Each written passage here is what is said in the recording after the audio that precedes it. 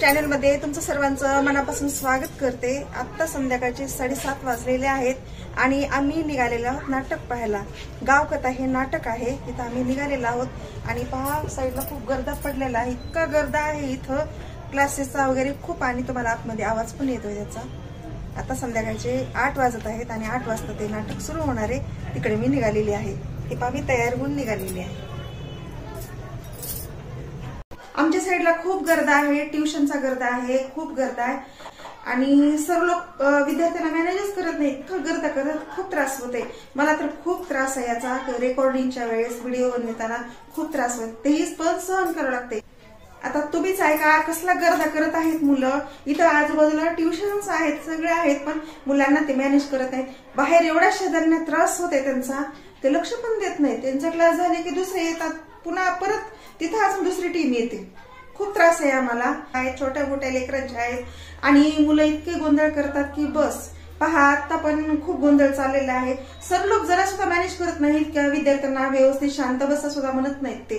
आणि इथले शिक्षक लोक लक्ष पण देत नाहीत बाहेर काय चालू आहे काय नाही, कोणाला शेजाऱ्यांना किती प्रमाणात त्रास होते ते पण नाही। इतका गर्द आहे, इतका म्हणजे 9 वाजेपर्यंत ट्युशन चालू असतात आणि सगळे छोटे छोटे विद्यार्थ्यांचे क्लासेस चालू असतात आणि ते शिक्षक दाखवत पण नाहीत किंवा असं त्यांच्यावर हे पण नाहीये की तुम्ही बाबा गर्दा करू नका, शेजाऱ्यांना त्रास होतोय, त्यांना असं मॅनेजच करत नाहीत। ट्युशन आतमध्ये चालू असतो, बाहेर गोंधळ असतो, एक टीम संपली की दुसरी टीम येते तिथं।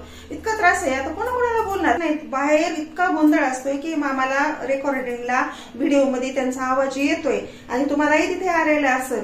रात्री 9 वाजेपर्यंत क्लासेस चालू असतात, ते 8वी 9वी 10वी पर्यंत आहे तिथं क्लासेस, पण जरा पण लक्ष देत नाहीत। बाहेर इतका गोंधळ असतो, एक टीम झाली की दुसरी टीम येते। रात्री 9 वाजेपर्यंत क्लासेस असतात, सकाळपासून चालू असतात, संध्याकाळी 9 वाजेपर्यंत त्यांचे क्लासेस असतात।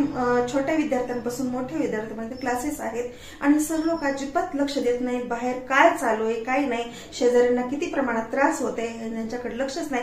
खूप गर्दा करत, आमचं बोललेलं आम्हाला सुद्धा कळत नाहीये घरामध्ये। आता तुम्ही सांगा काय करावं याच्यावर। आता सकाळपासून चालू असतात, संध्याकाळी 9 वाजेपर्यंत चालू असतात आणि सगळे छोटे मोठे विद्यार्थी आहेत, छोटे म्हणजे बालवाडीपासून इथे विद्यार्थी आहेत आणि एवढा त्रास होते।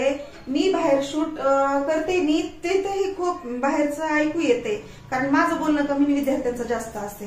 पण क्लासेस बी चालू असले आतमध्ये तर बाहेर पण तेवढेच विद्यार्थी असतात, ती टीम झाली की दुसरी येते। अशा पद्धतीनं इकडचा तर आम्हाला त्रास आहेच। आणि साईडला दुसऱ्या फ्लॅटमध्ये, आमच्या साईडला एक फ्लॅट आहे, त्या फ्लॅटमध्ये पण एक आजोबा इतके डे नाईट खोकलतात, खूप खोकलतात, खूप त्रास व्हायला त्यांचा। म्हणायला जावं तर उलट उत्तर भेटते आम्हाला की तुम्ही म्हातारे होणार नाहीत का। ती चर्चा एवढी झालेली माग, मी अशीच विचारायला गेले, बोलायला गेले, खूप अंगलोट आलतं।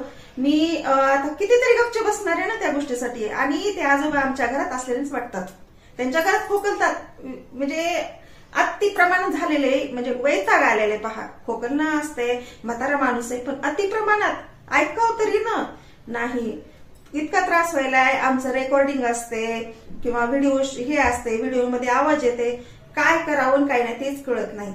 इतके डे नाईट त्यांचं कंटिन्यू चालू आहे।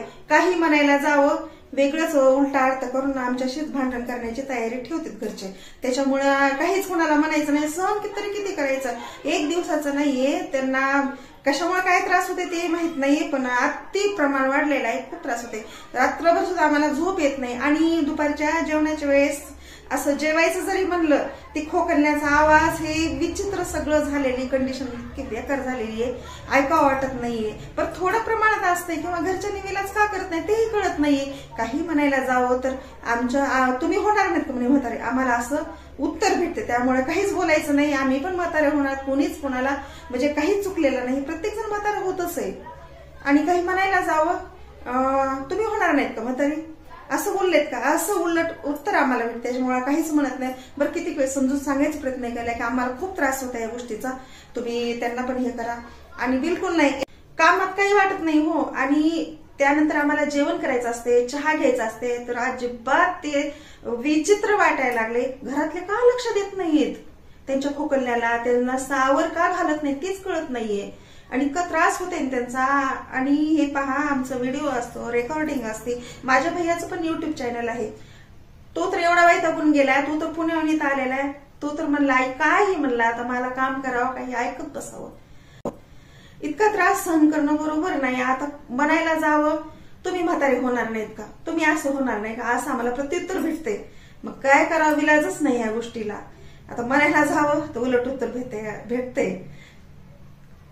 चला तर मग आता गावकथा हे नाटक पाहायला जायचंय. मुकुंदराज सभागृहामध्ये आहे, मला नाव पण आठवत नाहीये, आहे पण सभागृह, चांगलं सभागृह आहे. आणि नाटक पण तिथं चांगले होतात, चांगल्या ऍक्टरांचे नाटक होतात. सेलिब्रिटी नाटक होतंय आमच्या अंबेजोगाईमध्ये, खूप छान नाटक होतंय तिथं. आणि तेच एकमेव सभागृह आहे ते. आणि तिथे मला जायचं आहे. आता 8 वाजत आहेत, 8ला चालू होणार आहे. कारण आमच्या घरातले माणसंच त्या नाटकामध्ये आहेत, त्यात त्यांनी पार्टिसिपेट केलेलं आहे आणि त्यांच्यातर्फेच आम्हाला इन्व्हिटेशन आहे. ताई या तुम्ही नाटक बघायला म्हणून. आता मी तिकडेच निघालेले आहे. मुलगा तर आधीच गेलेला आहे, त्यानं माझी जागा पण धरलेली आहे. जा म्हणलं तू आधी जा, मी चालू व्हायच्या पुढे पुढे येते. कारण माझी लहानी जाऊ आहे त्यामध्ये, तिनं मला इन्व्हिटेशन दिले आणि तिकडे निघालेले आहे. चला तर मग तिथले तुम्हाला मी शूट करून दाखवणार आहे, कशा पद्धतीने आणि कशा प्रकारचं नाटक आहे ते. हे पहा, आता संध्याकाळची वेळ आहे. कसला गर्द पडलेला आहे खाली, कसला आता किती गर्दा चालू आहे पहा.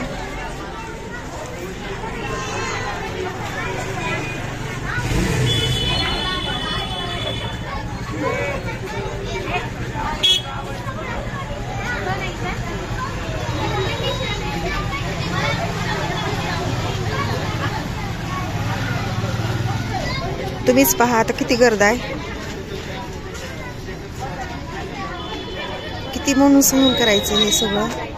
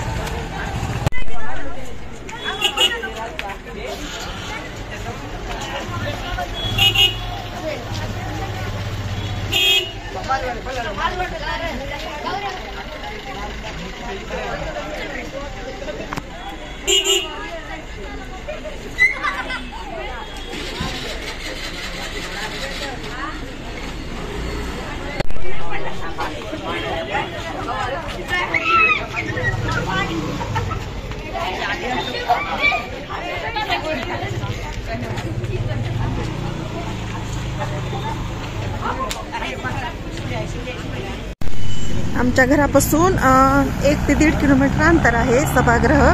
तिकडे मी निघालेले आहे पहा, जवळपास आलेली आहे, अर्धा अंतर पार केलेलं आहे.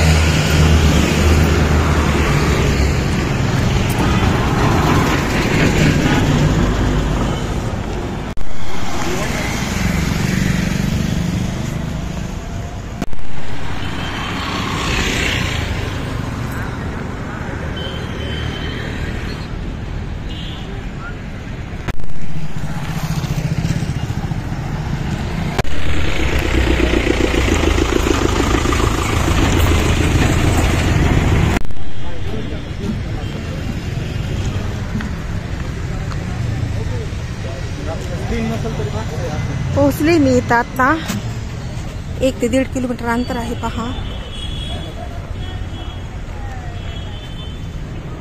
हे आहे सांस्कृतिक सभागृह.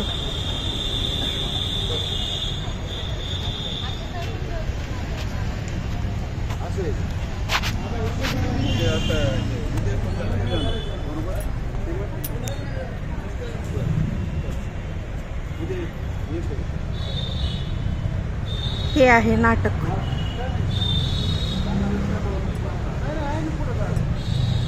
हे आहे नाटकाचं नाव. आता आतमध्ये जायचं आहे मला.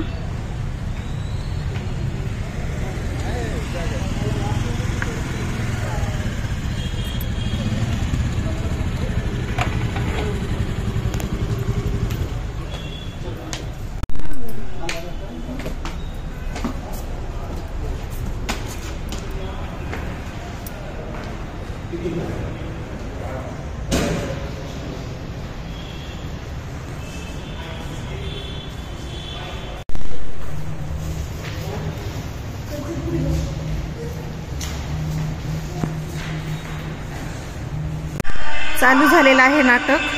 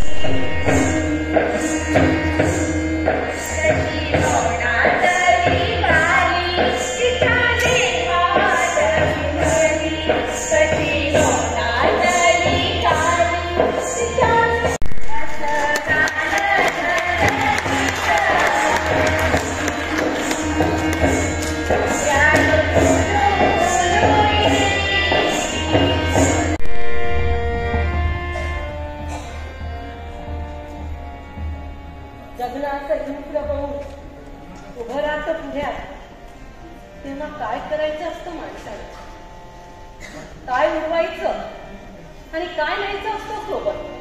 सोडून देऊन अटळ भंगार वेचणाऱ्या बानूच्या धाकट्या पोराला आली त्या रात्री त्याच्या अंगीला आपल्या पोटात जागा दिली आणि बानूचं मस्तक मांडीवर ठेवून अवाक्षर न बोलता त्यानं बानूच्या कपाळावरच्या रेगाने रचले. गाव खळबळतं, म्हणतं विचारचा पाय घसरला, तोरा बाणीचा उन्हाळा झाला.